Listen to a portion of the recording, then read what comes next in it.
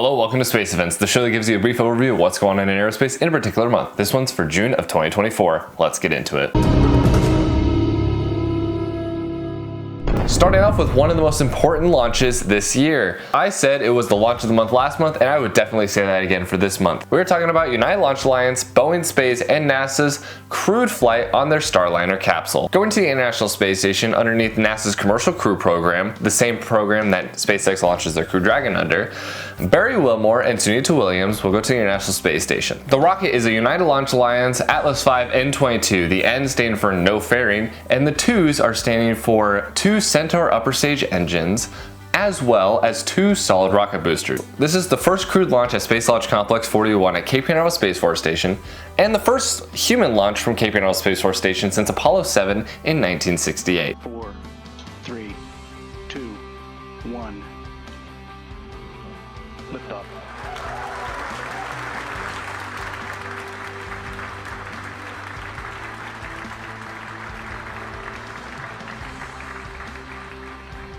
Vehicle has cleared the pad, sighting launch pad.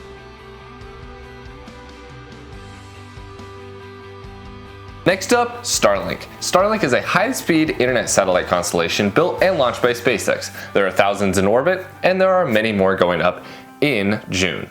All the Falcon 9 boosters will either boost back to land and land on a landing zone, or it will land on an autonomous spaceport drone ship in the ocean. Next up, we're going to Virgin Galactic with their 7th commercial space tourism mission.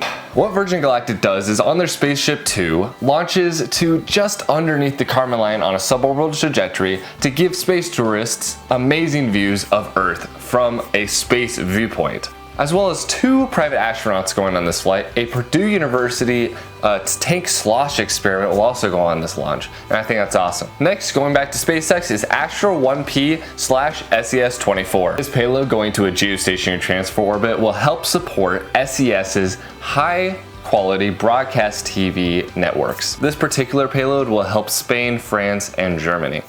Next up for SpaceX is a Falcon Heavy launch GOES-U. This is a geostationary weather satellite for NASA and the NOAA that will station over the United States for weather conditions and atmospheric conditions. Now all these times are subject to change, and actually more launches will probably be on the slate, but they're not confirmed yet. The last confirmed one though that I will talk about today, Starship's 4th integrated flight test. SpaceX will launch its next generation Starship vehicle for the 4th time. This is Ship 29 and Booster 11.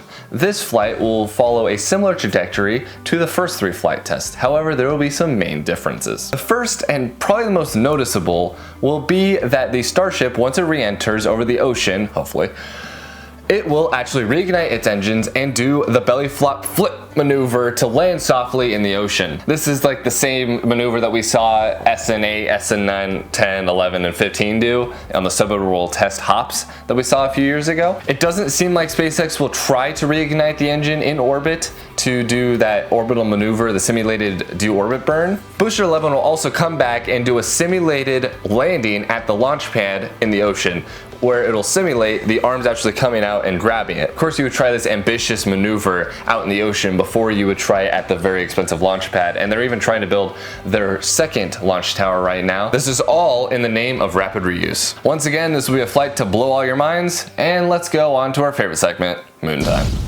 The new moon for the month of June in the year 2024 is on the 6th, and the full moon, the strawberry moon, is on the 21st. Thank you everyone for watching, and I'll see you next time.